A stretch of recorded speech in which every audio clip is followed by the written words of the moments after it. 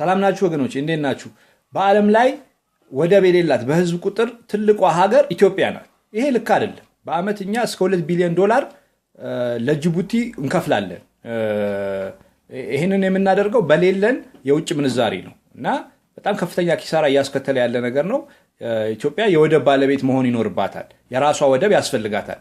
ከዚህ በፊት እንደምታስታውሱት አፄ ኃይለሥላሴ ከፍተኛ ዲፕሎማሲያዊ ትግል አድርገው ኢትዮጵያ የወደብ ባለቤት እንድትሆን አድርገው ነበር። በ1952 ኤርትራ ኢትዮጵያን ከተቀላቀለች ጀምሮ እስከ 1993 በፈረንጅ አቆጣጠር ኢትዮጵያ የወደብ ባለቤት ነበረች ለ40 ዓመት አካባቢ ማለት ነው።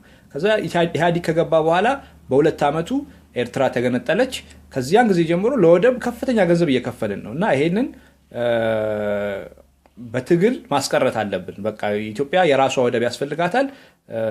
የኢትዮጵያ መሪዎችም ይሄንን በዓለም አቀፍ መድረኮች ማስተጋባት ይኖርባቸዋል። ትልቅ ትግል ማድረግ ይኖርብናል። ይሄ ትውልድ ይሄንን ችግር በማስወገድ ኢትዮጵያ የወደብ ባለቤት እንድትሆን ትልቅ ትግል አድርጎ ለሚቀጥለው ትውልድ ወደብን ማስተላለፍ ይኖርበታል። ቴንክ ዩ